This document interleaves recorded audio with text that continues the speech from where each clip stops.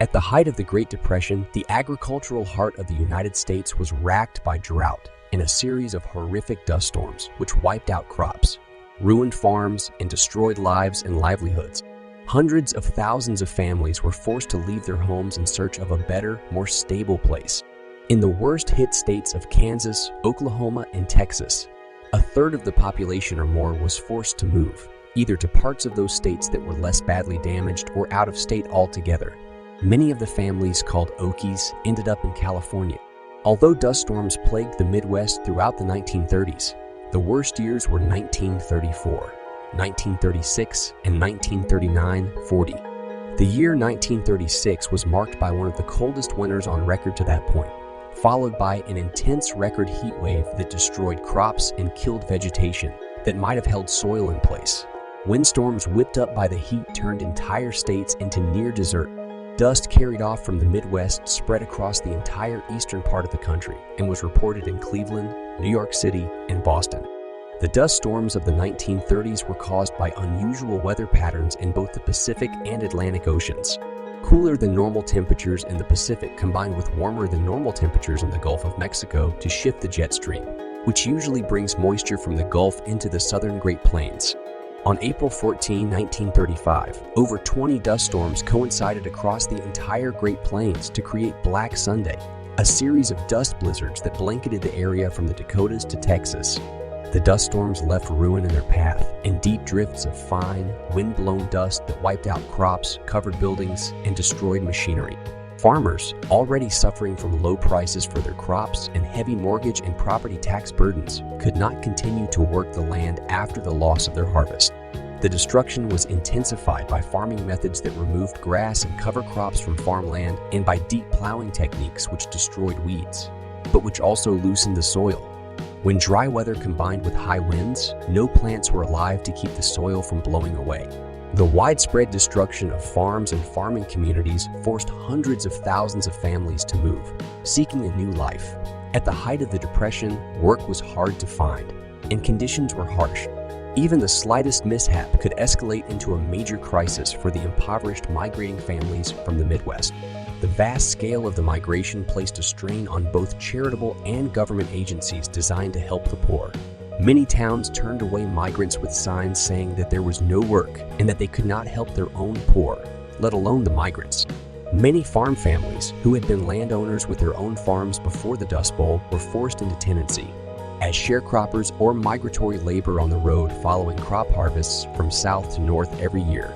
California, with labor-intensive fruit and vegetable farms and orchards, provided one source for work for displaced families. At the time the picture was taken, Florence did odd jobs in hospitals and restaurants and followed crops throughout California and Arizona. In the cotton fields, she would pick between 400 and 500 pounds of cotton from dawn until nightfall. She later said, "I done a little bit of everything to make a living for my kids." She was the sole income for her family after her husband died of tuberculosis in 1931. Conditions in the migrant camps could be Spartan for families which had lived in perfectly ordinary farmhouses a few weeks or months before. A trailer patched together with odd pieces of sheet metal and a simple wood stove might house parents and many small children. Shanty towns for migrant workers grew up near fields in many towns of California. The original title of the piece, Dirty Children, depicts the filth and squalor that pervaded such camps. But much of the problem arose from the lack of running water or sanitary facilities. Virtually all of the farms the migrants left would have had pumps operated by windmills to provide an ample supply of water for washing and bathing. The migrant camps left their surrounding environment almost as barren as some of the towns in the Dust Bowl. California did not suffer the same intensity of drought and dust storm as the Great Plains. However, traffic from the newcomers quickly reduced the surrounding land to waste around the camps and put pressure on local resources and water supplies. Most of the migrants remained in California after the Dust Bowl.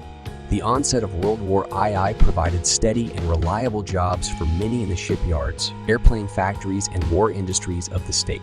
California remained a popular destination for Americans seeking a better life, and grew to be the most populated state in the United States, but at the cost of intensive land use and urban sprawl, which brought with it heavier traffic and water usage in a state already very dry. Congress enacted soil conservation measures as part of the New Deal to help recover farmland damaged by the Dust Bowl. One witness testifying before a congressional committee was helped by a dust storm which reached Washington, D.C. itself in 1935. This, gentlemen, is what I have been talking about. The Congress enacted the Soil Conservation Act in response, and the Soil Conservation Service has been a part of the Agriculture Department ever since. The Civilian Conservation Corps began reforestation and grass planting efforts and attempted to restore the native vegetation in the Great Plains. While farm values remained low for many years, productivity resumed when the climate cycle changed, and when the onset of World War II restored profitability for many farmers in the United States. Farm operations grew larger, however, thanks to mechanization, and families did not necessarily return to the old farmsteads. The Dust Bowl had an enduring effect on the American psyche, reflected in popular culture as well as in art and literature of the time. John Steinbeck's novel The Grapes of Wrath depicted the plight of devastated families migrating in search of a better life in California. As late as 1969, the musical 110 in the Shade by Tom Jones and Richard Schmidt harkened back to the period. Paintings of the period reflected the mood. Thomas Hart Benton was an American regionalist painter in Missouri at the height of the Dust Bowl. His painting, Prodigal Son, offers a twist on the biblical story. The son arrived too late and returned to see his home farm wiped out by dust.